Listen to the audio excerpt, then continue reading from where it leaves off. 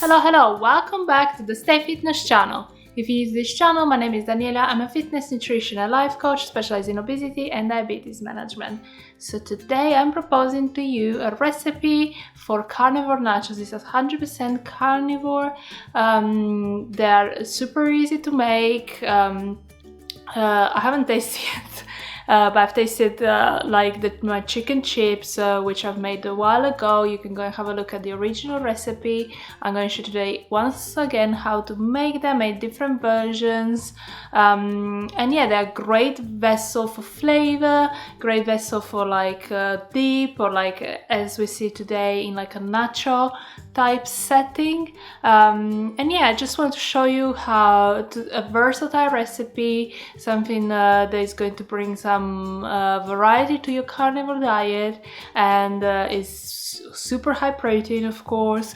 It doesn't contain like huge amounts of dairy, which some of this recipe usually have. And yeah, you can top it up, customize it yourself with anything you want. And yeah, so let's have a look how to make carnivore nachos. First thing, we need to make the actual tortilla chips, which are made with chicken. I tried substituting with beef, but it doesn't work. I haven't tried pork yet, but I'm sure you can do turkey as well. So I did the original recipe is made with chicken breast. This time I tried making with chicken thighs, so a bit more fat, which usually means a bit more flavor. And so I put at the beginning I put just 2 chicken thighs, and then I added a third one, and then here is where you can go crazy with any spices or flavorings as you want, like from chili flakes, any type of flavoring drops that you want to add. I know that in the US you can find so many flavoring drops. I actually started research as well, because I can imagine if you add potato essence or corn essence, you can give it a more authentic flavor. And I added just salt and pepper, and then you have to blend it until you get a chicken paste. And then with that, you take some parchment paper and you cut it exact size of your baking tray. Put some cling film on top, and then using a rolling pin, you're gonna roll it out very thin. I apologize that I didn't realize the ray of sun came in, so it got really overexposed. So you missed a few. I apologize for what you missed, but yeah, the original recipe is linked, so you can watch that in full. But yeah. Once it's paper thin, you can see the light through, and you can also make sure there's even texture, even thickness. So if you see any areas that are thicker than others, just try and make it as even as possible so it cooks evenly. And then you bake it 150 degrees Celsius. I'm gonna leave you all the instruction below with the Fahrenheit as well.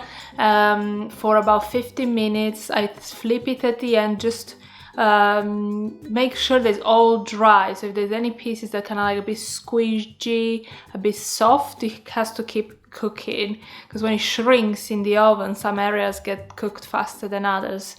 So yeah, if you don't cook it well through, it doesn't dry, you're gonna get kind of softer, chewier chips, which no one's that, isn't it? It's like chips that you left out with the bag open for a week.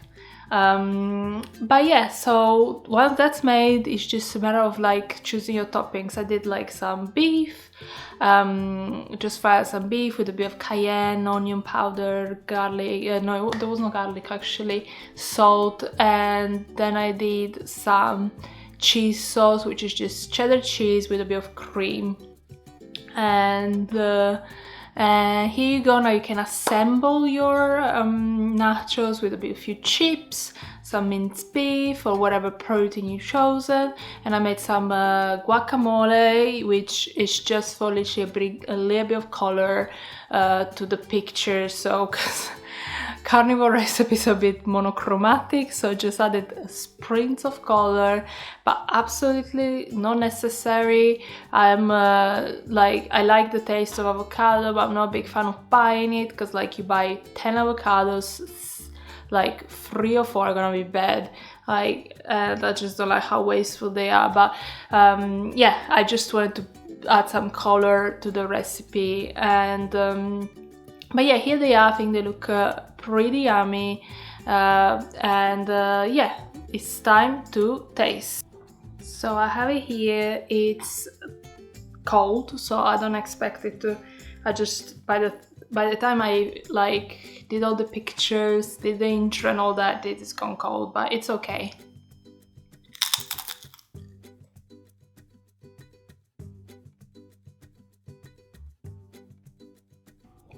I took such a gigantic bite.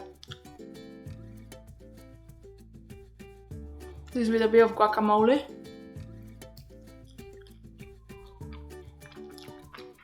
It was one of the few chips that actually was still a bit soft, so I didn't really check it properly. It's so nice. I think you guys are gonna love it. So I'm constantly moving, like it's the sun, like as it moves I need to move the camera around just to make sure I get good light, because I love just natural light. But yeah, my usual complaining. But yeah, this recipe is really awesome. I really hope you try it. Like, I think it makes delicious nachos. And as I say, if you flavor up the chips, like the tortilla chips, and you like put love and care every ingredient, make sure they're well seasoned and all that, you're going to get something really, really tasty. And I like the different consistency. Like, you get the crunch, you get the meat, and then you get the cheesy sauce. And yeah, it's just so good. And I really like the fact that I made like a cheese sauce rather than just sprinkling cheese. I think the cheese sauce adds like a different thing than just melted cheese. So I really recommend doing that.